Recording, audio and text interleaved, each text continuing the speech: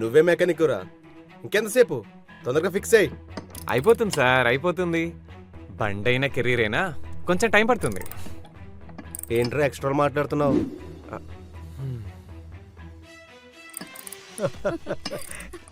చాలా బాగా జరిగింది కదా మన రీయూనియన్.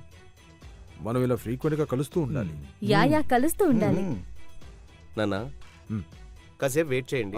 కార్ ఫిక్స్ అవగానే మనందరం ఇంటికి వెళ్దాం. ఓకే. ఆఫ్టర్ పార్టీ మన ఇంట్లోనే. శేఖర్ నీ కొడుకా? చాలా షార్ప్ గా ఉన్నాడే. He looks like a successful man. వాడు మైక్రోసాఫ్ట్ లో జాబ్ చేస్తున్నాడు. 60 lakhs ప్యాకేజ్. అవును మహాదేవ్, నీ కొడుకు కార్ మెకానిక్ గా పనిచేస్తున్నాడా? నాన్న ఏం జాతకం మహానిది. ఒకప్పుడు క్లాస్ టాపర్వి, ఇప్పుడు ఇలా కన్స్ట్రక్షన్ వర్కర్ గా మిగిలిపోయావు. ఇప్పుడు నీ కొడుకుని మెకానిక్ చేసావు.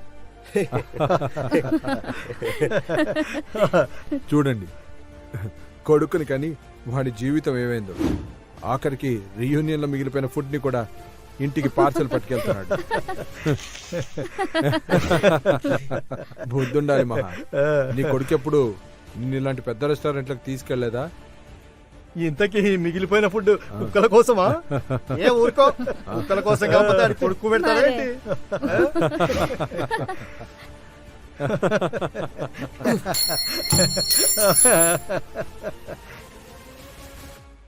నీ అంత వేస్ట్ మెకానిక్ నేను ఎక్కడా చూడలేదు.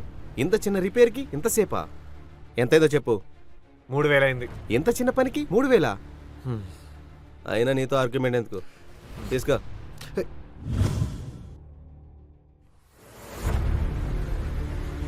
నానా, కార్ రెడీ అయింది, వెళ్దామా?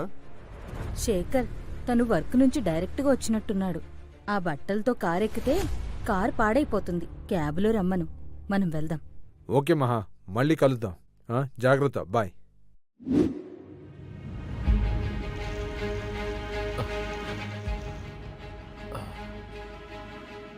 విరాజ్, నువ్వేంట్రా ఇక్కడ? సారీ నాన్న. అలా ఏం లేదురా, నువ్వెక్కువ ఆలోచించకు.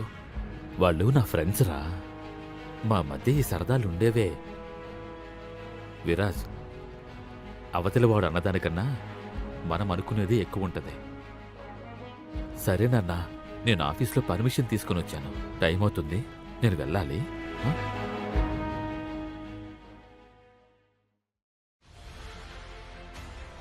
నేను ఇంకెక్కువ కష్టపడి సంపాదించాలి.